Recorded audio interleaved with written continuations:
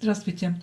Сегодня я хочу поговорить с вами о том, как правильно сушить картины, иконы после покрытия лаком или олифой и как вот к этому процессу лучше всего подготовиться. Если вы подготовитесь к этому процессу правильно, у вас все хорошо получится и ваша работа не будет выглядеть как будто бы это какое-то мохнатое существо.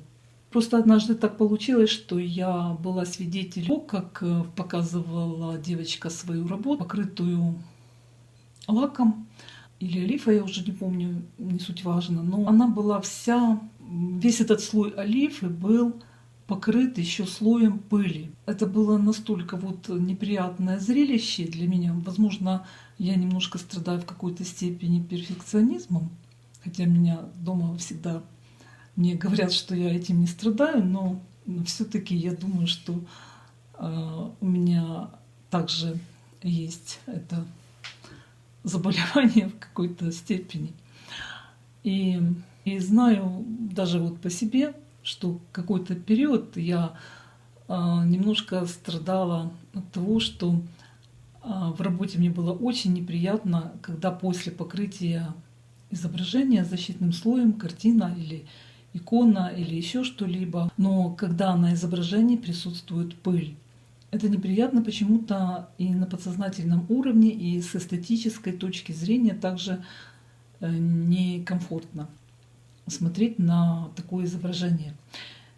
И пока я училась, я особо не задумывалась об этой проблеме, но когда я начала работать с заказчиками, я начала понимать, что у меня должен быть определенный уровень качества не только в том процессе самого вот изображения, над которым я работаю, но и в качестве покрытия защитного слоя.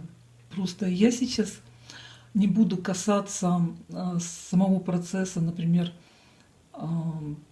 применения, то есть как это правильно делать и каким лаком лучше пользоваться, потому что здесь также очень много различных вариантов. И, конечно же, я хочу затронуть и эти темы, но немножко попозже и в других видео. И как я уже вот говорила, что особенно я об этом вопросе вот задумалась, когда однажды увидела чью-то икону, которая, оказалось, была покрыта слоем шерсти, а не олифой или лаком. И достичь отсутствия пыли в домашних условиях, даже если у вас специальная мастерская, не так уж просто. И вы, наверное, заметили, что вот на этой фотографии надо мной находится такое странное сооружение. И я называю его просто колпак. Эта конструкция очень проста в изготовлении. Это просто вот она состоит из таких деревянных реечек, палочек и ватмана. Он прикреплен, этот колпак, на такую веревку, которая закрепляется специальным механизмом, и при необходимости этот колпак опускается над рабочим столом. Если я покрываю изображение, картину или икону лаком или олифой, то этот колпак непосредственно опускается над изображением. Как видите, это довольно-таки простая конструкция, и здесь специально сделан такой большой размер, максимально, насколько мне позволял стол и пространство мастерской, потому что при необходимости это сооружение может быть и больше, меньше.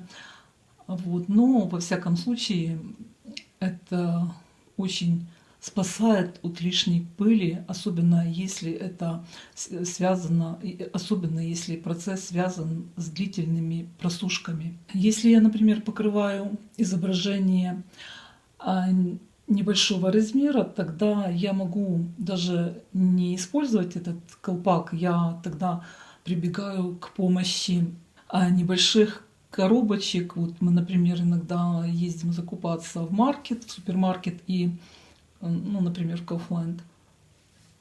И там мы берем такие, бывают плоские картонные коробки хорошего качества. Я подбираю себе подходящий размер всегда и это использую. Ну, я, в принципе, здесь сейчас этим не занимаюсь. Хочу сказать, что этого немножко мало. Последнее звено в цепочке предшествующих покрытию произведения лаком. Потому что прежде всего нужно начать с уборки в мастерской или комнате, в которой вы будете этим заниматься. Прежде чем покрывать лаком или олифой поверхность какого-либо изображения, я всегда делаю тщательную влажную уборку в помещении с использованием пылесоса. Обязательно мою пол, протираю все, что я могу протереть, там полочки, снимаю пыль, книги, вот, чтобы максимально, вернее, чтобы было минимально мало пыли в помещении. Очень хорошо потом комнату проветрить, чтобы после влажной уборки или если это сырое время года, просушить хорошо помещение. В общем, желательно как бы сделать такой подходящий климат в комнате, в мастерской, где вы будете проводить процедуру покрытия лаком изображения. И вот когда вы все это сделаете, подготовите, тогда ваша работа будет прекрасно и качественно выглядеть с качественным покрытием защитным, с качественным защитным слоем. И особенно важна такая уборка подготовительная, если мы, кроме всего, будем заниматься процессом золочения. То есть вот если мы будем заниматься процессом золочения, тогда если мы даже не используем этот колпак, но нам также нужно все поубирать. Я, например, когда уже все поубираю, прикрываю на какой-то период изображение также колпаком. Вот если это просыхает, и потом, прежде чем я начинаю заниматься, я или кто-либо другой в мастерской, когда занимались мы золочением, серебрением, то также делалась спустя несколько дней влажная уборка. Если мы используем в этих процессах лак Мартан, он у нас имеет некоторую такую способность притягивать к себе пылинки, потому что он должен иметь определенный отлип перед золочением. Вот, и тогда тем более важно, чтобы минимализировать эту пыль, потому что если мы будем накладывать сусальное золото, эти пылинки все будут отпечатываться и даже делать дырочки в слое золота. Это уже как бы не очень хорошо и красиво и качественно. Спасибо всем за внимание, всего хорошего и до новых встреч.